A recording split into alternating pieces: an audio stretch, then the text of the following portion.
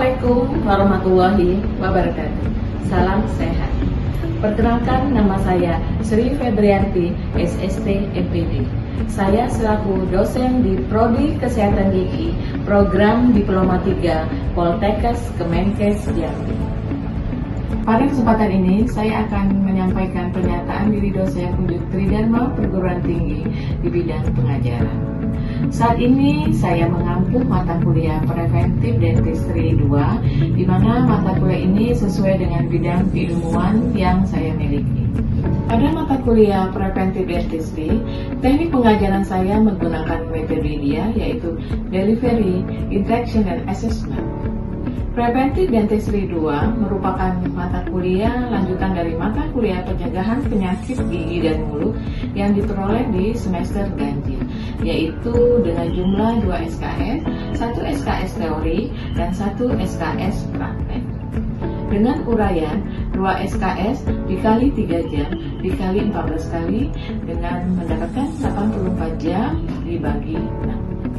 Mata kuliah Preventive Dentistry ini mempunyai praktikum yang dilaksanakan langsung dengan pasien sesuai dengan target tindakan yang telah disepakati dan ditentukan pada waktu kita mengadakan kontrak perkuliahan di awal semester.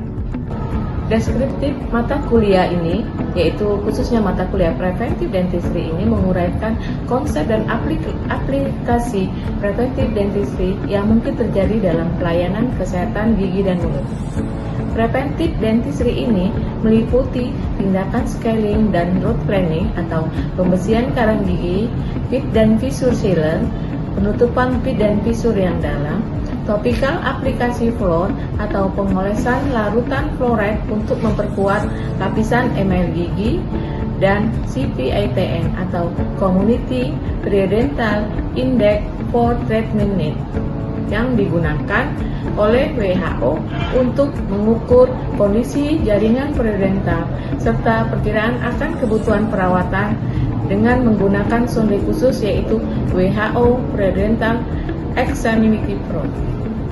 Tujuan dari mata kuliah ini, pada akhir perkuliahan, mahasiswa diharapkan memahami konsep Preventive Dentistry di klinik gigi. Yang kedua, mengidentifikasi alat-alat dan bahan yang digunakan pada Preventive Dentistry. Yang ketiga, melakukan tindakan sesuai dengan SOP yang telah diberikan. Mata kuliah Preventive Dentistry penting sekali untuk dipelajari oleh setiap mahasiswa di jurusan keperawatan gigi karena Preventive Dentistry memberikan pengetahuan tentang segala usaha pencegahan terhadap timbulnya kerusakan atau penyakit pada rongga mulut dan gigi yang meliputi edukasi, perawatan, dan tindakan medis dan perilaku sehari-hari yang mendukung dalam menjaga kebersihan rongga mulut dan gigi. Kemudian pedoman praktikum laboratorium Preventive Dentistry, di sini ada kriteria pembimbing, di mana pembimbing praktek adalah dosen fungsional yang bertugas instruktur klinik dan berjumlah 4 orang, yaitu dosen pembimbing praktikum. Kemudian ada lama praktikum, itu ada bebannya 2 SKS, kemudian penempatannya di semester 4, jumlah praktikum sebanyak 16 kali, kemudian jumlah per 1 kali pertemuan dikali 1 kali 4 jam. Hak dan kewajiban peserta didik mempunyai hak untuk mengikuti praktikum sesuai jadwal, menggunakan alat dan bahan yang disediakan, mendapatkan bimbingan selama proses pembelajaran atau proses praktikum, dan menanyakan hal-hal yang kurang dipahami oleh mahasiswa, kemudian mendapatkan penilaian sesuai dengan hasil pekerjaannya, sesuai dengan tindakan yang dikerjakan pada saat praktikum dimulai. Kemudian peserta didik wajib untuk 1. Membuat laporan dengan mengumpulkan tepat waktu, kemudian mengembalikan alat dan bahan yang dipinjam selama praktikum, kemudian mentaati peraturan yaitu tata tertib selama praktikum Preventive Dentistry dimulai, kemudian menerima sanksi bila melanggar tata tertib yang telah ditetapkan. Pernyataan praktik supaya bisa mengikuti praktikum, peserta didik atau mahasiswa itu harus mempelajari teori yang diberikan sebelum praktikum dimulai, di mana tata tertib dan sanksi mahasiswa pada saat praktikum itu dilakukan selama 4 jam. Mahasiswa menggunakan baju praktikum yaitu lab, baju jas lab putih bersih beserta papan nama dan atribut lainnya. Kemudian rambut mahasiswa biasanya putra dipotong pendek dan rapi. Bagi mahasiswa putri digulung sampai di atas tengkuk dan diberi harnet kecuali yang berjilbab.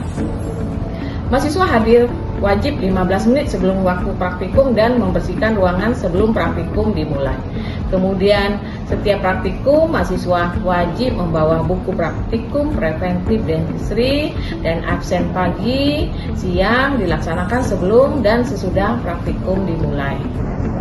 Selama praktikum, mahasiswa dilarang membuat hal-hal yang mengganggu jalannya praktikum. Kemudian mahasiswa diwajibkan praktikum sebanyak 100% dari jumlah praktikum yang telah ditetapkan. Apabila sanksi ini dilanggar atau tidak memenuhi 100%, mahasiswa tidak bisa mengikuti ujian akhir semester. Sanksi tata tertib bagi yang melanggar poin 1 sampai dengan 8 tidak diperkenakan mengikuti praktikum. Kemudian bagi yang melanggar poin 9 tidak diperbolehkan mengikuti UAS. Demikianlah uraian mata kuliah yang saya ampu, yaitu mata kuliah preventif dentistry baik teori maupun praktek. Untuk lebihnya saya akan menampilkan pada saat pengajaran di kelas, yaitu teori dengan 1 SKS, kemudian ada pengajaran praktikum di ruang praktek di klinik preventif dentistry 1 SKS. Berikut akan saya tampilkan di mana pada saat pembelajaran, yaitu pembelajaran teori mata kuliah praktikum dentistry di kelas dan pada saat praktikum di klinik.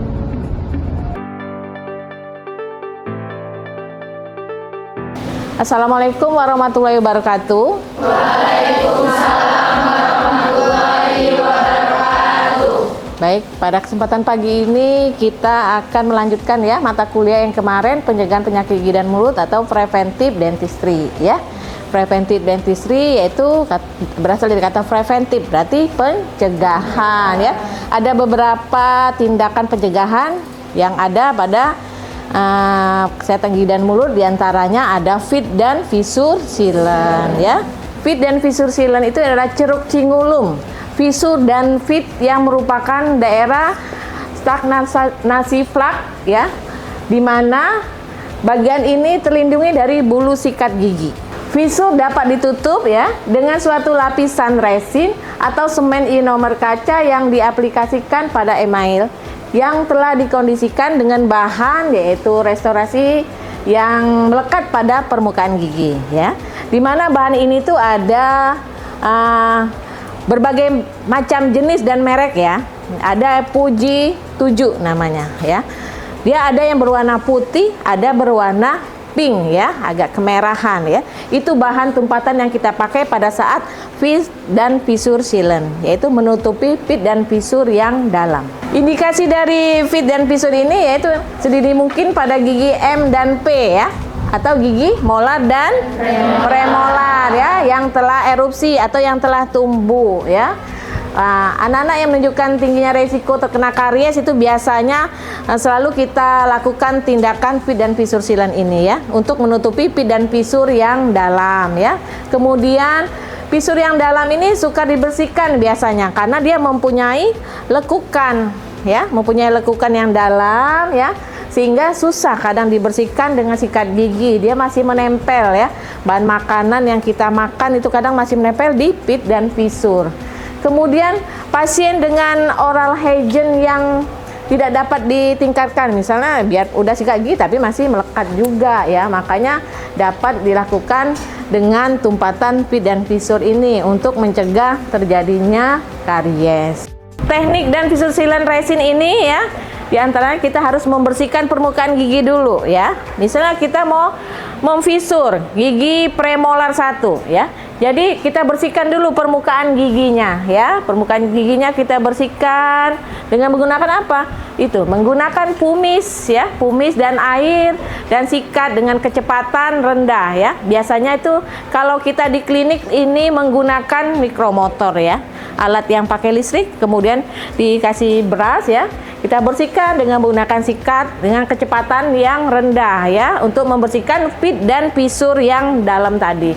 Kemudian kita bersihkan di sekitar gigi tersebut, lalu dibersihkan dengan sonde juga ya. Tahu ya sonde ya? Kita bersihkan dengan sonde, kemudian kita cuci lagi permukaannya dengan semprotan air ya. Kalau di klinik itu namanya three-way searing ya, dengan air dan udara. Ada 3 itu ya, three-way searing, jadi 3.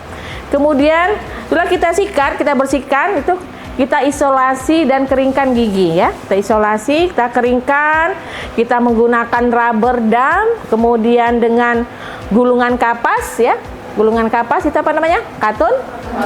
Cotton roll ya. Cotton roll kita blokir. Kemudian dengan kasa penyerap kita bersihkan, kita keringkan. Setelah kita keringkan, kemudian kita lanjut dengan pemakaian etsa email ya. Etsa email atau etsa asam yang berwarna ke biru-biruan itu ya. Ada itu etsa namanya. Itu dengan menggunakan asam fosfat 30-50% itu ya. Itu produknya. Kemudian kita oleskan dengan cotton pellet. Tahu ya cotton pellet? Itu yang kecil, kita oleskan.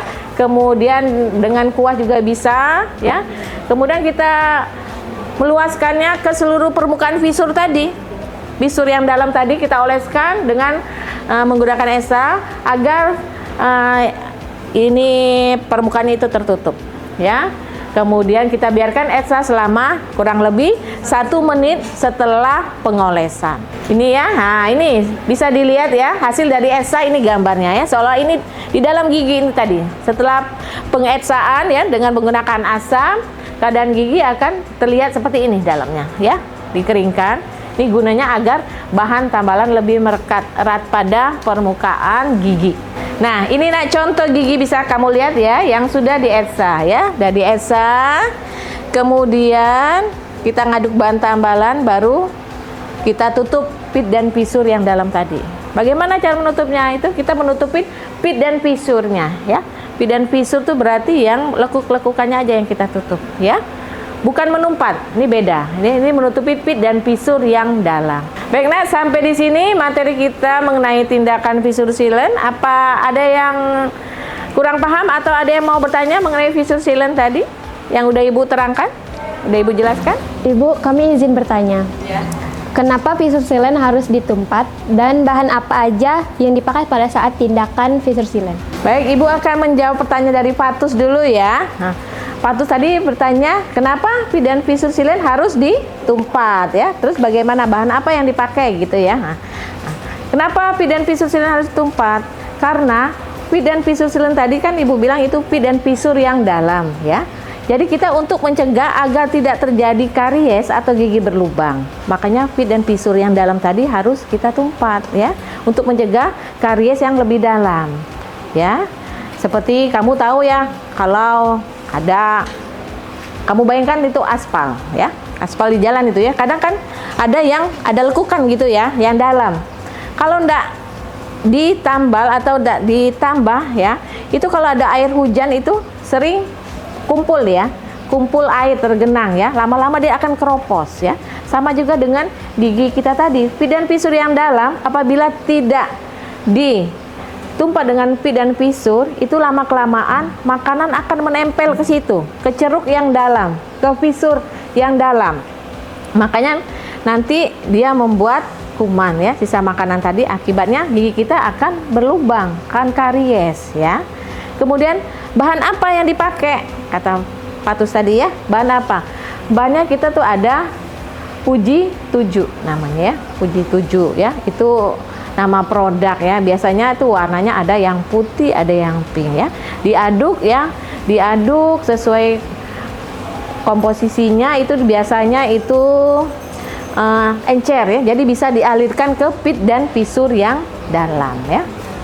Mungkin itu aja ya. Bisa dipahami? Apakah ada pertanyaan lagi? Izin Ibu, kami mau bertanya. Kenapa gigi kita harus di fit dan silent? Baik, Ibu akan menanggapin lagi pertanyaan dari Hanafi ya. Hanafi tadi, apa tadi pertanyaannya? Kenapa gigi kita Kenapa pit dan visur harus ditumpat gitu ya? Apakah semua gigi gitu? Enggak ya.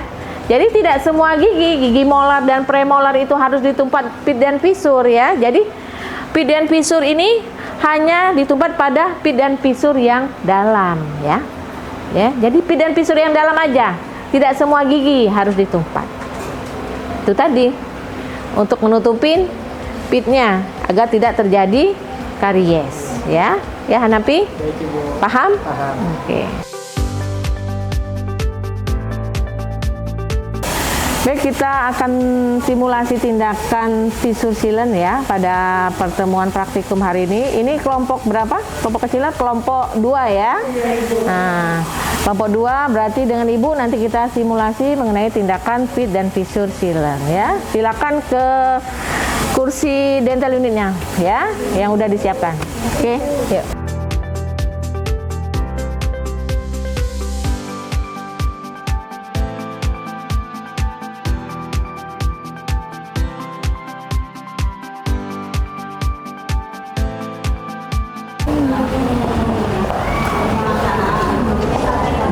Ya.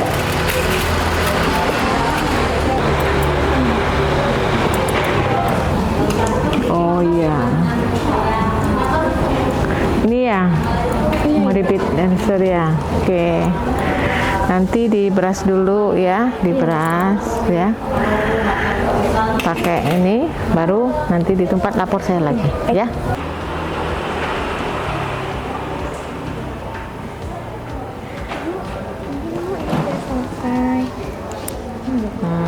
Ini tadi ya. Iya, Ibu.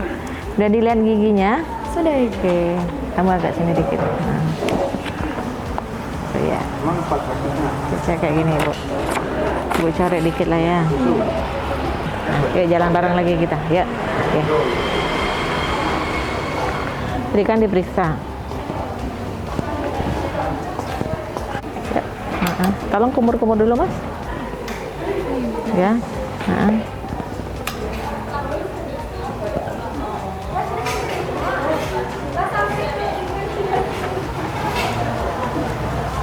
Yuk, sender lagi. Ya, lampunya deh. Ya.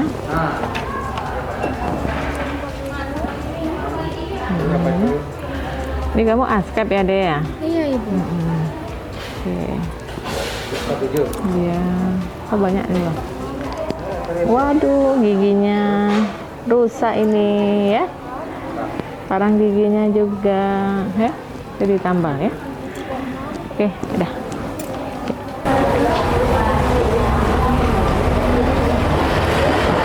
Demikianlah penjelasan dari saya sebagai dosen mata kuliah Preventive Dentistry di semester 3 jurusan Kesehatan Gigi program Diploma 3, baik teori maupun praktek, di mana pada teorinya 1 SKS, kemudian prakteknya 1 SKS. Terima kasih.